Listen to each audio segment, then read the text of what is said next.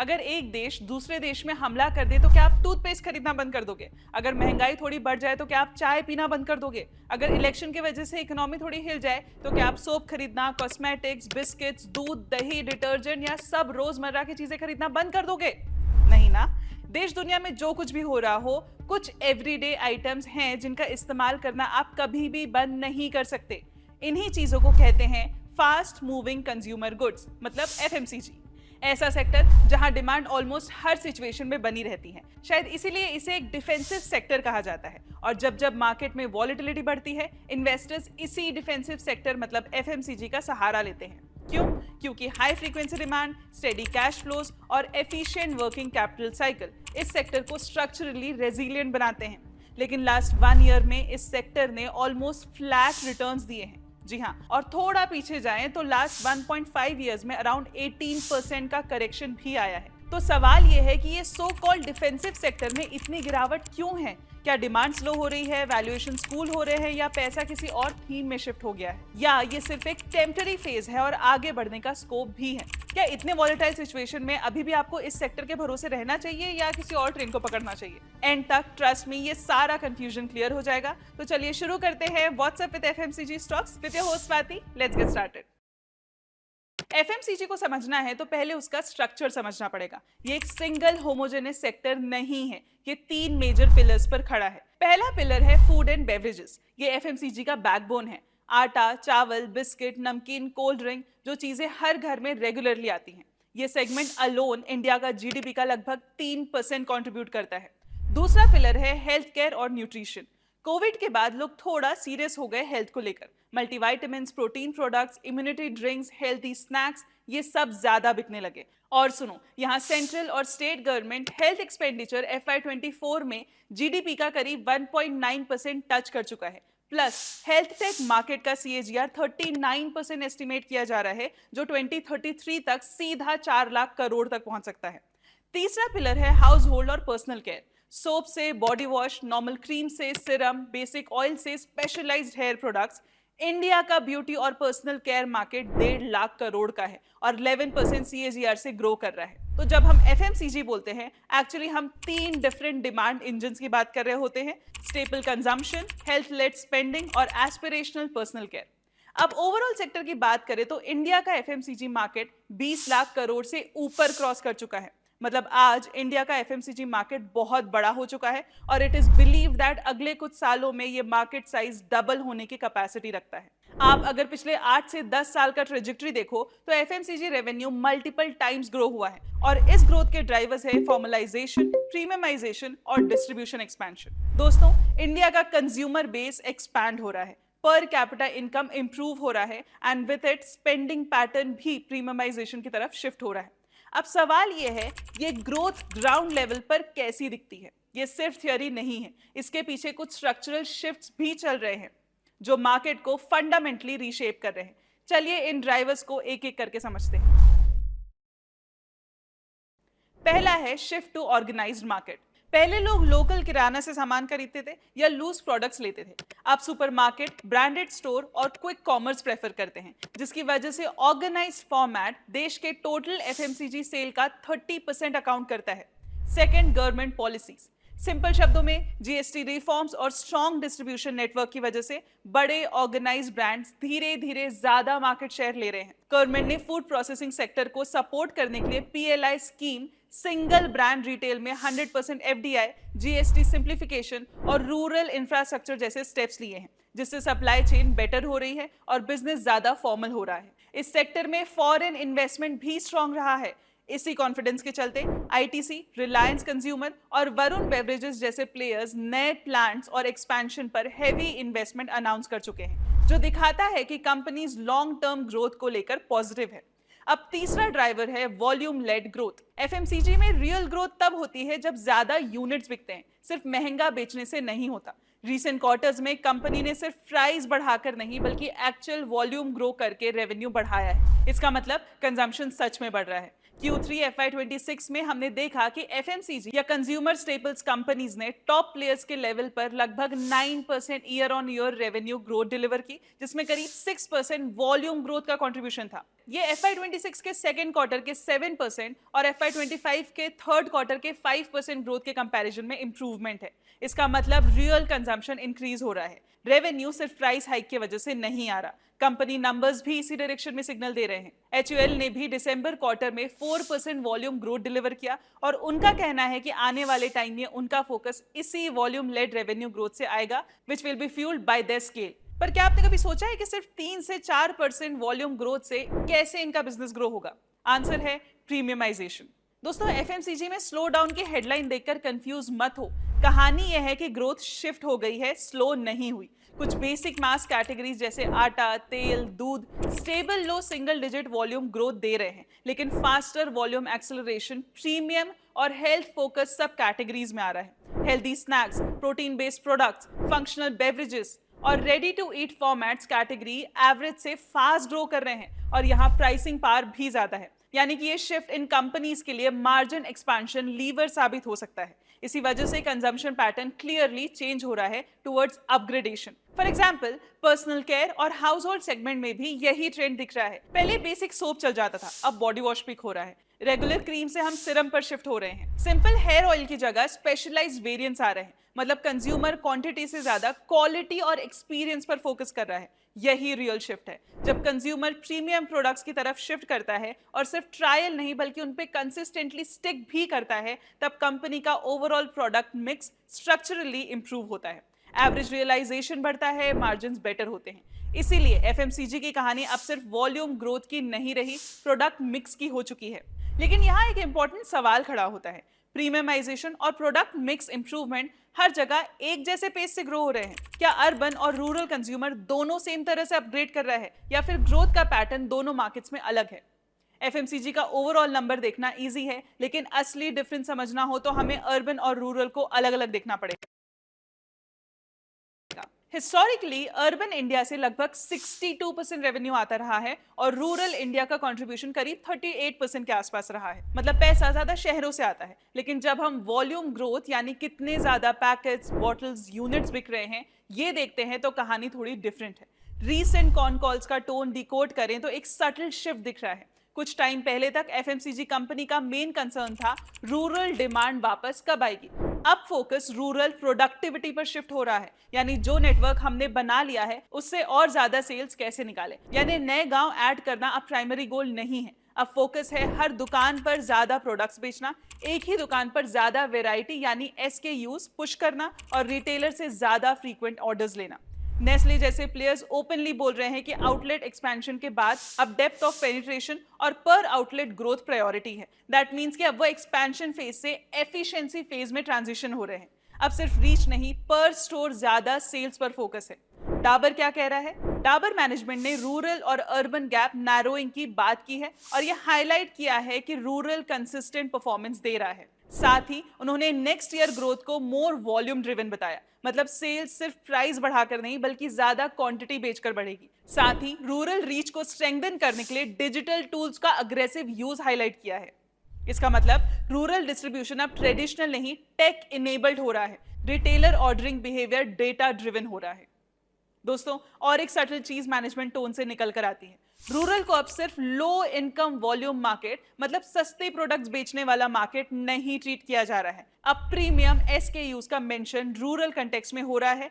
Mix improvement की बात हो रही है। हाई ग्रोथ कैटेगरीज रूरल में पुश की जा रही है। इसका मतलब कंपनीज रूरल को सिर्फ वॉल्यूम मार्केट नहीं मार्जिन मार्केट भी देखना शुरू कर चुकी है। अगर पूरी स्टोरी को समराइज करें तो पहला, रूरल स्टेबल है और धीरे धीरे इंप्रूव कर रहा है। दूसरा, ग्रोथ का फोकस प्राइस से हटकर वॉल्यूम और प्रोडक्ट मिक्स पर आ गया है। और तीसरा, डिस्ट्रीब्यूशन डिजिटल और डेटा बैक्ड हो रहा है। इसलिए रूरल स्टोरी सिर्फ डिमांड बाउंस नहीं है, ये एग्जीक्यूशन, मोनेटाइजेशन और स्ट्रक्चरल डीपनिंग की स्टोरी है। और अगर ये डिसिप्लिन सस्टेन होता है तो नेक्स्ट फेज का FMCG कंपाउंडिंग भारत ड्रिवन हो सकता है। अब तक हमने रूरल डिमांड और ग्रोथ डायनेमिक्स समझे। अब नेक्स्ट सेक्शन में चलते हैं और समझते हैं कि FMCG इंडस्ट्री का डिस्ट्रीब्यूशन मॉडल कैसे चेंज हो रहा है, कैसे ट्रेडिशनल किराना नेटवर्क के साथ साथ क्विक कॉमर्स जैसे नए चैनल्स गेम को डिसरप्ट कर रहे हैं। First, we see distribution transformation. Traditional FMCG model simple था, from manufacturer to distributor, then wholesaler, retailer, and finally consumer. India में करोड़ों किराना स्टोर्स हैं। इनकी डिस्ट्रीब्यूशन डेप्थ ही एफएमसीजी कंपनीज का सबसे बड़ा स्ट्रेंथ थी। लेकिन अब एक नया पैरेलल सिस्टम फास्ट ग्रो हो रहा है, क्विक कॉमर्स। 10-15 मिनट डिलीवरी ने बाइंग हैबिट ही चेंज कर दी है। पहले घर का राशन प्लान करके खरीदा जाता था, अब ऐप खोलो, जो दिखा add to cart and 10 minutes में डिलीवरी। प्लानिंग कम, इंपल्स ज्यादा। इसका direct impact, small packs fast move हो रहे हैं, रेडी टू ईट प्रोडक्ट्स तेज बिक रहे हैं और प्रीमियम SKUs को भी पुश मिल रहा है। कंपनीज को रियल टाइम डेटा मिलता है, कौन सा प्रोडक्ट चल रहा है, कौन सा स्लो है। इसीलिए क्विक कॉमर्स सिर्फ नया सेल चैनल नहीं है, ये डिमांड को शेप करने का टूल बन गया है। एस्टिमेट्स के हिसाब से 2030 तक ई कॉमर्स FMCG सेल्स का अराउंड 11% हिस्सा बन सकता है। डिजिटल अब ऑप्शन नहीं, ग्रोथ इंजन है। ऐप पर जो विजिबल होगा वही बिकेगा। आज कंपटीशन शेल्फ स्पेस का नहीं, ऐप विजिबिलिटी का हो गया है। अब नेक्स्ट, एक्विजिशंस। पिछले कुछ सालों में लार्ज FMCG कंपनी ने D2C ब्रांड्स एक्वायर किए। HUL ने मिनिमलिस्ट एक्वायर किया, मैरिको ने बियर्डो, प्लिक्स, जस्ट हर्ब्स और ट्रू एलिमेंट्स ऐड किए, ITC ने योगा बार के थ्रू हेल्थ स्नैकिंग स्ट्रेंथन किया, इमामी ने द मैन कंपनी पर फुल कंट्रोल लिया, टाटा कंज्यूमर प्रोडक्ट्स ने कैपिटल फूड्स और ऑर्गेनिक इंडिया एक्वायर किया। ये रैंडम डील्स नहीं है, डायरेक्शन क्लियर है। HUL, मारिको, ITC और डाबर जैसे प्लेयर्स एक्विजिशंस इसलिए कर रहे हैं क्योंकि ट्रेडिशनल FMCG कैटेगरीज में ग्रोथ मॉडरेट हो चुकी है, लेकिन नीश, प्रीमियम और digital first segments double digit pace से ग्रो कर रहे हैं। ऑर्गेनिक वे में इन कैटेगरीज में एंटर करना टाइम कंज्यूमिंग और रिस्की हो सकता है।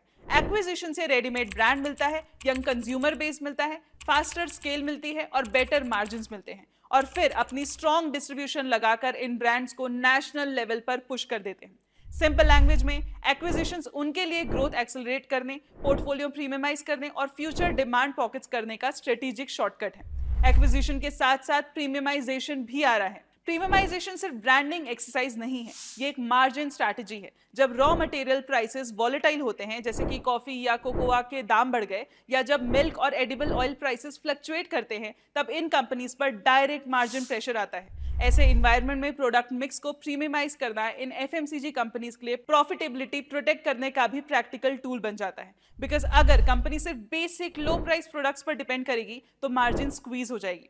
दूसरी तरफ मान लीजिए एक कंपनी का बेसिक प्रोडक्ट ₹10 में बिक रहा है और उस पर लिमिटेड मार्जिन है, पर वही कंपनी उस प्रोडक्ट का प्रीमियम वेरिएंट 25 से 30 रुपए में बेचती है, जहां कंज्यूमर टेस्ट, हेल्थ या एक्सपीरियंस के लिए ज्यादा पे करने को रेडी है, तो पर यूनिट प्रॉफिट काफी बेटर होता है। तो ऑब्वियसली ओवरऑल प्रॉफिटेबिलिटी इंप्रूव होती है, राइट? लेकिन ये होता कैसे है? कंपनीज प्रीमियमाइजेशन 3 तरीके से अचीव करती हैं। पहला, इनोवेशन, नए flavours, health focused variants, protein added, low sugar, organic positioning. दूसरा, format upgrade in terms of better packaging, single serve packs, on the go formats, gifting SKUs। तीसरा, ब्रांड स्टोरी टेलिंग और category expansion, like core से adjacent premium categories में entry, जैसे cereals, health drinks, speciality beverages. जब धीरे धीरे sales mix in higher realisation products की तरफ शिफ्ट होता है, तो ओवरऑल प्रॉफिटेबिलिटी स्ट्रक्चरली इंप्रूव होने लगती है। प्रीमियमाइजेशन तब स्ट्रैटेजी नहीं, मार्जिन आर्किटेक्चर बन जाता है। इसीलिए आप देख रहे हो कि FMCG कंपनीज अपने पोर्टफोलियो को अपग्रेड कर रही है। HUL ब्यूटी और पर्सनल केयर में प्रीमियम पुश कर रहा है, नेस्ले कॉफी और स्पेशलाइज्ड फॉर्मेट्स पर फोकस कर रहा है, मारिको फूड्स और प्रीमियम पर्सनल केयर स्केल कर रहे हैं। पॉइंट सिंपल है, प्रीमियमाइजेशन कंज्यूमर एस्पिरेशन भी है और कंपनी के लिए मार्जिन प्रोटेक्शन भी है। और जब कंज्यूमर एक बार बेटर प्रोडक्ट अडॉप्ट कर लेता है, तो यूजुअली वापस बेसिक वर्जन पर आना इजी नहीं होता। और सेम सेट ऑफ कस्टमर्स को पुल करने के लिए जायज है कि कंपटीशन कट थ्रोट रहती है। तो प्रीमियमाइजेशन का नेक्स्ट लॉजिकल स्टेप है competitive intensity. I mean just look at it. पहली बात तो ये कि आज इंडस्ट्री में प्रोडक्ट लॉन्चेस की स्पीड काफी बढ़ चुकी है। हर क्वार्टर नए वेरिएंट्स, हेल्थ फोकस प्रोडक्ट्स और प्रीमियम फॉर्मेट्स मार्केट में आ रहे हैं। लेकिन सिर्फ कुछ ही प्रोडक्ट्स होते हैं जो मासेस तक पहुंच पाते हैं। कंपटीशन अब सिर्फ लेगेसी ब्रांड्स के बीच नहीं है, रीजनल प्लेयर्स अग्रेसिव हैं। D2C यानी कि direct to consumer startups digital marketing के थ्रू नीश कैटेगरीज कैप्चर कर रहे हैं और क्विक कॉमर्स प्लेटफॉर्म्स ने एंट्री बैरियर और कम कर दी है। आज नायका नाउ ब्यूटी और पर्सनल केयर को 30 मिनट डिलीवरी के थ्रू पुश कर रहा है। ब्लिंकिट, जेप्टो, स्विगी, इंस्टामार्ट, जोमेटो जैसे प्लेटफॉर्म्स इंपल्स कंजम्पशन को ड्राइव कर रहे हैं। अगर कंज्यूमर को 10 मिनट में प्रोडक्ट मिल रहा है तो ब्रांड स्विचिंग का रिस्क भी बढ़ जाता है। स्क्रीन पर जो दिखेगा वही बिकेगा। इसलिए अब कंपटीशन सिर्फ शेल्फ स्पेस का नहीं, ऐप विजिबिलिटी का है। एडवर्टाइजिंग की इंपॉर्टेंस यहीं से और बढ़ जाती है। FMCG इंडिया का सबसे बड़ा एड स्पेंडर सेक्टर है। 30,000 करोड़ से ज्यादा एनुअल स्पेंड के साथ। Hindustan Unilever, Nestle, Marico, Britannia और आईटीसी जैसे large FMCG players brand building पर कंसिस्टेंटली सिग्निफिकेंट इन्वेस्टमेंट करते हैं। एफएमसीजी सेक्टर ओवरऑल इंडिया का सबसे बड़ा एडवर्टाइजिंग स्पेंडर है और ये कोइंसिडेंस नहीं है। ये कंपनी सिर्फ प्रोडक्ट्स नहीं बेच रही होती है, ये माइंड शेयर बिल्ड कर रही होती है। TV, digital, influencer marketing, quick commerce, app visibility, इन सब पर हैवी फोकस होता है। डिजिटल मीडिया शेयर स्टेडीली बढ़ रहा है क्योंकि कंज्यूमर का डिसीजन मेकिंग भी स्क्रीन ड्रिवन हो चुका है। आज कंपटीशन सिर्फ शेल्फ पर नहीं, ऐप पर है। ब्लिंकिट, जेप्टो, स्विगी, इंस्टामार्ट और नायका जैसे प्लेटफॉर्म्स पर जो ब्रांड विजिबल होगा वही सेल कैप्चर करेगा। पॉइंट सिंपल है, आज प्रोडक्ट बनाना काफी नहीं है, ब्रांड को शेल्फ पर भी जीतना है और स्क्रीन पर भी। इसीलिए एडवर्टाइजिंग और ब्रांड मसल एफएमसीजी जायंट्स का रियल कॉम्पिटिटिव मोट है। विजिबिलिटी ही पावर है और पावर ही प्राइसिंग एबिलिटी देती है। हालांकि दिसंबर क्वार्टर में एक इंटरेस्टिंग पैटर्न देखने को मिला। इंडिया के लार्जेस्ट एफएमसीजी एडवर्टाइजर्स ने अपना एड स्पेंड पुल बैक किया, जिससे एंटरटेनमेंट प्लेटफॉर्म्स की एड रेवेन्यू पर डायरेक्ट प्रेशर आया। HUL ने अपने एड स्पेंड लगभग 6% कट किए, P&G ने 17% तक रिड्यूस किया, मारिको ने 2% और कोलगेट ने करीब 8% कम किया। सिर्फ डाबर ने स्लाइट इंक्रीज दिखाया, अराउंड 1.9%। ओवरऑल ट्रेंड म्यूटेड ही रहा। ये मूव रैंडमली नहीं होता। जब कंपनीज डिमांड विजिबिलिटी या मार्जिन एनवायरनमेंट को लेकर कॉशियस होती है तो सबसे पहले मार्केटिंग बजट्स रिकैलिब्रेट होते हैं। इसलिए एड स्पेंड का ये स्लो डाउन भी एक सटल इंडिकेटर है कि FMCG players cost discipline mode में शिफ्ट हो रहे हैं। अब किसी भी सेक्टर की तरह FMCG sector is also not without its risk. आइए जाने से पहले क्विकली इन रिस्क और चैलेंजेस को समझते हैं। सबसे पहला रिस्क है GST led growth distortion. Recent quarters में biscuits, noodles, dairy, chocolates, toothpaste जैसे कैटेगरीज में जीएसटी कट के बाद वॉल्यूम और रियलाइजेशंस टेम्परेरीली इंप्रूव हुए। ऊपर से नवंबर दिसंबर में चैनल रीस्टॉकिंग भी देखने को मिला क्योंकि सितंबर अक्टूबर में जीएसटी डिस्ट्रप्शन के चलते डीस्टॉकिंग हुआ था। सिस्टमैटिक्स के एक रिपोर्ट के हिसाब से इसका इफेक्ट ये हुआ कि 200 से 400 बेसिस पॉइंट्स का ग्रोथ इंपैक्ट एक क्वार्टर से दूसरे क्वार्टर में शिफ्ट हो गया। लेकिन ये डिमांड का स्ट्रक्चरल इंप्रूवमेंट नहीं है, सिर्फ टाइमिंग एडजस्टमेंट है। असली स्ट्रेंथ तब प्रूव होगी जब ग्रोथ जीएसटी के बेनिफिट्स और रीस्टॉकिंग के बेस इफेक्ट के बिना भी सस्टेन करे, और वही रियल कंजम्पशन का इंडिकेशन होगा। दूसरा चैलेंज है प्राइस करेक्शन प्रेशर। टी और एडिबल ऑयल जैसे कैटेगरी में प्राइस करेक्शन हुआ जिससे वैल्यू ग्रोथ डिक्लाइन हुई। जब रियलाइजेशंस गिरते हैं तो रेवेन्यू ग्रोथ स्लो पड़ता है और मार्जिन एक्सपेंशन नेचुरली लिमिटेड हो जाता है। और तीसरा रिस्क है कॉम्पिटिटिव इंटेंसिटी। डिटर्जेंट्स, पेंट्स और कुछ होम कैटेगरीज में कंपटीशन अग्रेसिव है। जब प्राइसिंग पावर वीक हो और ब्रांड्स डिस्काउंटिंग करने पर मजबूर हो तो प्रॉफिटेबिलिटी स्ट्रेच होती है। इसलिए हेडलाइन रेवेन्यू ग्रोथ इंप्रूव हुई है, वॉल्यूम भी बेटर दिख रहे हैं, लेकिन सस्टेनेबल मार्जिन एक्सपेंशन तभी आएगी जब ग्रोथ जीएसटी और रीस्टॉकिंग के बिना ऑर्गेनिकली ड्राइव हो। एफएमसीजी के लिए अब असली चैलेंज है clean volume growth with stable realisation. तो दोस्तों, अगर पूरी एफएमसीजी स्टोरी को सिंपल शब्दों में समझो तो 3-4 क्लियर सिग्नल्स निकल कर आते हैं। पहला, एफएमसीजी अब सिर्फ वॉल्यूम नहीं प्रोडक्ट मिक्स का गेम है। दूसरा, अर्बन 62% रेवेन्यू देता है लेकिन रूरल 38%, अब मार्जिन अपॉर्चुनिटी भी बन रहा है। तीसरा, फोकस एक्सपेंशन से शिफ्ट होकर एफिशिएंसी और पर स्टोर प्रोडक्टिविटी पर आ गया है। चौथा, क्विक कॉमर्स और डिजिटल विजिबिलिटी सेल्स ड्राइव कर रहे हैं। और पांचवा, एडवर्टाइजिंग स्ट्रांग है पर अनसर्टेनिटी में कॉस्ट कंट्रोल भी प्रायोरिटी बन जाता है। सिंपल वर्ड्स में, एफएमसीजी सेक्टर स्टेबल जरूर लगता है लेकिन अंदर से काफी ट्रांसफॉर्म हो रहा है। डिस्ट्रीब्यूशन चेंज हो रहा है, कंज्यूमर अपग्रेड हो रहा है और कंपनीज अपना पोर्टफोलियो प्रीमियम बना रहे हैं। अगर ये ट्रेंड सस्टेन होते हैं तो नेक्स्ट फेज की एफएमसीजी ग्रोथ सिर्फ कंजम्पशन स्टोरी नहीं होगी, ये बेटर एग्जीक्यूशन, स्मार्टर मिक्स और भारत ड्रिवन डिमांड की स्टोरी होगी। तो दोस्तों, ये था हमारा एफएमसीजी सेक्टर का डिटेल एनालिसिस। अगर आपको वीडियो पसंद आया हो तो लाइक जरूर करें, सब्सक्राइब टू द चैनल और कमेंट सेक्शन में जरूर बताना कि नेक्स्ट कौन सा सेक्टर आपको एनालाइज करवाना है। मिलते हैं अगले वीडियो में। Investments in securities market are subject to market risks. Read all the related documents carefully before investing.